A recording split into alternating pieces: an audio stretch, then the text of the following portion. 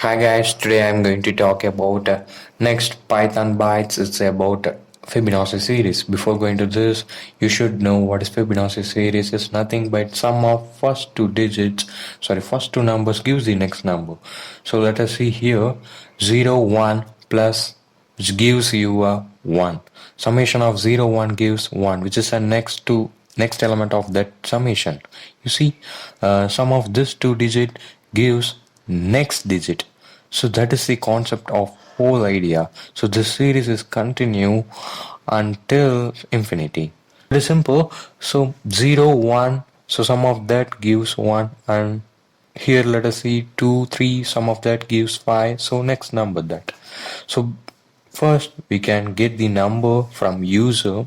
So let take number as n. So int, using input function you can get input from the user, and now we are going to call a Fib function, so which is returns the Fibonacci series or print that a series there itself. We can print like that. So the function call, when we initialize this function Fib as argument as n, and now we are need to go for loop. So for loop, before you should know that 0 and 1 are the standard one, is it? Yeah, always it's standard. So let us make a is equal to 0 and b is equal to 1. So it's always standard. Okay. So now we go for loop, and I in range. Range here we are giving, of course we know 1 comma n plus 1. Since number of rows should be included, we not write n.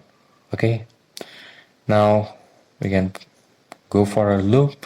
So if, sorry guys, here I have to put I. Okay, in a loop iteration we are using the loop variable which is I. So when I is equal to 1, it is standard, we have to print a value, is it?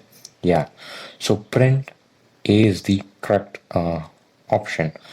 So we have to use a, and in the end we does not want to go to new line, so that end is equal to double quotes and with single space, so that next digit have some space and it become nice interactive to see that. Next elif n is I is equal to 2 here, don't forget that. I is equal to 2, so it always 1, 0, 1 or standard. Okay, so you have to print b, so and with some space. So that's it guys. Now we have to go for printing of next number. So for that reason we can give else. So sum of this AB gives you the next digit. So we call that next digit as variable C. C is equal to A plus B, and now we can print that C, is it? Yeah, we can print that C with using the end operator. So we have some space, no, so that let it be.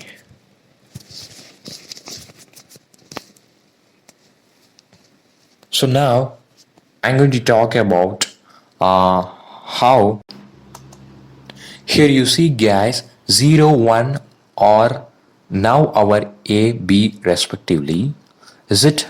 Yeah, and C is our 1, which is next to that 2 digit.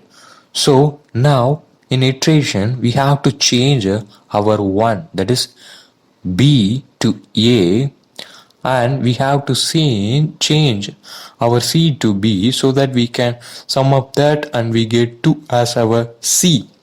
So here 0 is neglected. Okay, so for that reason we have to swap not swapping, we have to initialize different number here. So I'm changing A to B and B to C. So when you sum up this in next iteration, it would be output, it would be 2. Okay, In that case, so we have to use AND operator here to separate from other number I'm using here. So when you run a program, it will show error because I'm using here and no. So yeah, it's not error, different output is there. So we have to change this because due to the problem here, you see I have put n is equal to 1 and n is equal to 2. It's not like that. I is equal to 2, which is a iterable variable.